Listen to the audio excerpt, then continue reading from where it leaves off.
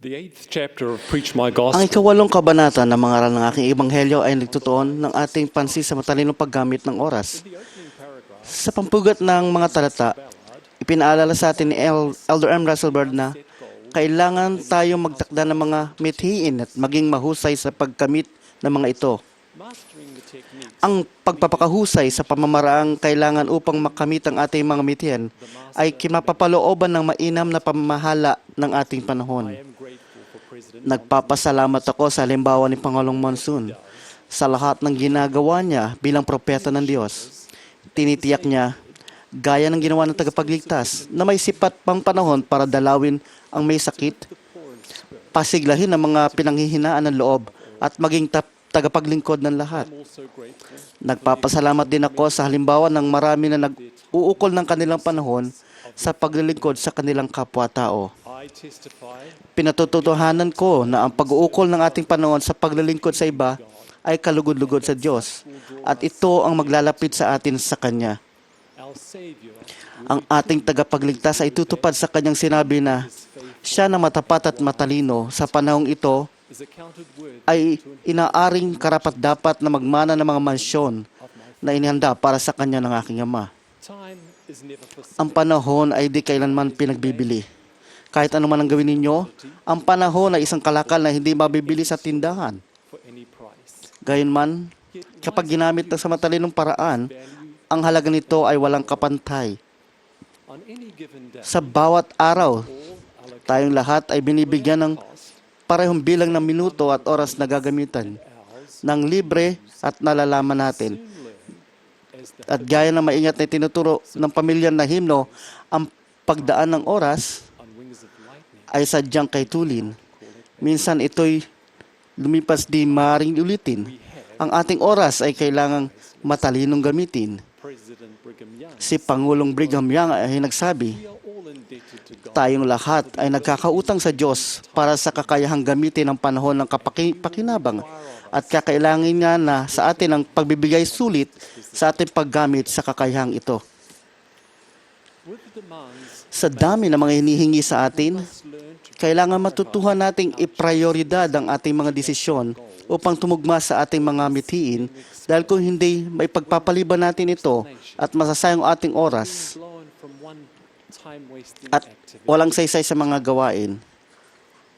We are well taught Tinuro sa ating mabuti ng guro by the Master ang tungkol sa when he declared in his sermon, prioridad ng sabi niya sa kanyang sermon sa bundok na, datapwat, things of hanapin muna ninyo ang kanyang kaharian at ang kanyang katwiran. the kingdom of God and to establish his righteousness. Alma spoke of priority. Binanggit ni Alma ang tungkol sa mga prioridad ng ituro niya na ang buhay na ito ay naging isang pagsubok na kalagayan, isang panahon upang maghanda sa pagharap sa Diyos. How to best use Ang pinakamainam na paggamit ng mayamang pamana ng panahon upang maghanda sa pagharap sa Diyos ay maaring mangailangan ng patnubay. Ngunit tiyak na unahan natin ang Panginoon at ang ating mga pamilya sa listahan. President Uthor Ipinaalala sa atin ni Pangulong Ockdorff na sa ugnayan ng relationships ang pamilya na tunay na baybay spelled ng pagmamahal ay O-R-A-S. I testify Pinatutuhanan ko na kapag ang tulong and sincerely ay mapanalangin at intim na hinagad, tutulungan tayo ng ating Ama sa Langit na magtuon sa bagay na nararapat pag-ukulan talaga ng ating panahon. the poor use of Ang maling paggamit ng oras ay may kaugnayan sa katamaran.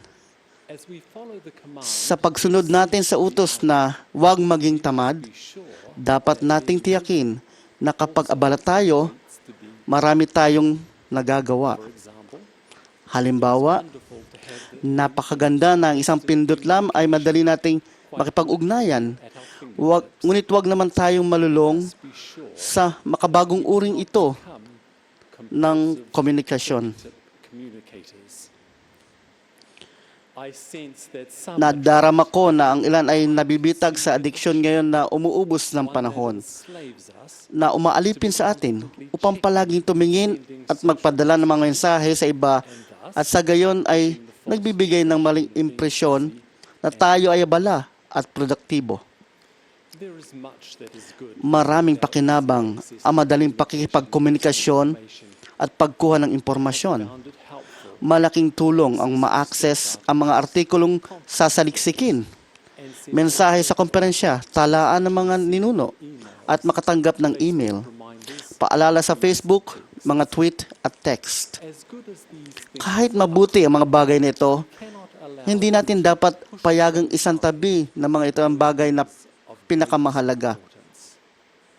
How sad Nakakalungkot kung ang telepono computer at computer all of this at lahat ng kasalimuotan ng paggamit nito ang papalit sa kasimplihan ng tapat na panalangin sa mapagmahal na Ama sa langit. let us be as Dapat mabilis din tayong lumuhod tulad ng mabilis tayong mag-text.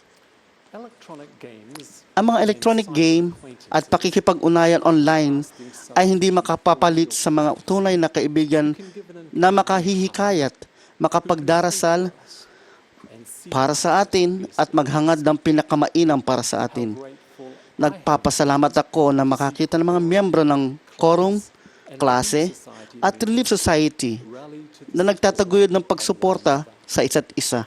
on such occasions Sa gayong mga pagkakataon ay mas naunawaan ko ang ibig sabihin ni Apostol Pablo nang sabihin niyang no more strange hindi na tayo mga taga-ibang lupa at mga maglalakbay, citizens. kundi kayo'y mga kababayan na kasama ng mga banal. I know our great Alam kong ang pinakamalaki nating kaligayahan ay nadarama kapag nakatuon tayo sa Panginoon at sa mga bagay nagdudulot na tumatagal na gandipala sa halip na ubusin ng ating oras sa Facebook, hours of status updates, internet Farm Bill at paglaro ng Angry Birds. angry birds at concrete walls. I urge each of us Hinihikayat ko ang bawat isa na alisin ang mga bagay na umaagaw sa mahalagang panahon natin and determined at to tayo ang be maging master amo nila rather than sa halip na magpaalipin tayo sa mga ito. allowing nature to be the master of us. To have the peace Upang makamtan ng kapayapaang binabanggit ng tagapagligtas, kailangan nating ituon ang ating oras sa mga bagay na pinakamahalaga the things of God at ito yung mga bagay na ukol sa Diyos. as we engage Sa pakikipag-ugnayan natin sa Diyos sa sincere taimtim na panalangin, read and study pagbabasa at pag-aaral araw-araw ng mga banal na kasulatan, pagninilay sa ating binabasa at nadarama, at pamumuhay ng mga aral na natututuhan, napapalapit tayo sa Kanya. God's promise. Nangako ang Diyos na kapag masigasig tayong nagsasaliksik sa mabubuting aklat, He shall give unto Siya ay magbibigay sa atin ng kaalaman sa pamamagitan ng Kanyang banal na Espiritu. Satan will tempt us Tutuktuhin tayo ni Satanas na gamitin ang ating oras sa maling paraan sa pamamagitan ng nagbabalat kayong paggambala. Bagamat darating ang mga tukso, itinuro ni Elder Quentin L. Cook na quote, saints who ang mga banal na tumutugon sa mensahe ng tagapagligtas will not be led ay hindi maliligaw ng nakagagambala at nakakawasak na gawain. close quote. Hiram Page, Si Hiram the Page, 8 witnesses, isa sa 8 saksi ng Aklat ni Mormon, a valuable ay nagturo sa atin ng mahalagang aral tungkol sa mga paggagambala. at a certain stone. Mayroon siyang isang bato Through it, recorded at sa pagtingin doon ay nakatala ang inaakala niyang mga paghahayag para sa simbahan. on being corrected, Pagkatapos iwasto, sinasabing kinuha ang bato at dinurog ito ground into dust, so it would upang hindi na ito makagambalang muli. I invite us Tukuyin natin to ang mga panggagambala sa ating buhay na umuubos ng ating oras na maaaring may need to be figured kailangan nating durugin into dust. or alisin. We will need to be wise Kailangan tayong maging matalino sa ating paghatol upang matiyak na balanse ang paggamit ng atin sa ating oras at makasama ang Panginoon, pamilya, trabaho, wholesome at makabuluhang paglilibang. as many have Gaya na natuklasan na ng marami, there is an increase na daragdagan ng kalagayan sa buhay na ito kapag ginamit natin ang oras after those upang hanapin ang mga bagay na marangal, lovely kaaya-aya, o magandang balita o may pagkakapuri. Time marches swiftly. Napakaturi ng paglipas ng oras o panahon. Today would be a good Ngayon ang araw habang while the clock nagdaraan ang panahon ng ating buhay to review upang pasuin ang ginagawa natin sa paghahanda sa paghaharap sa Diyos. I testify Pinatutuhanan ko na malaki ang gantimpala sa mga taong nag-uukol ng panahon sa buhay na ito upang maghanda para sa immortalidad at buhay na walang hanggan. Sa pangalan ni Jesu Kristo, Amen.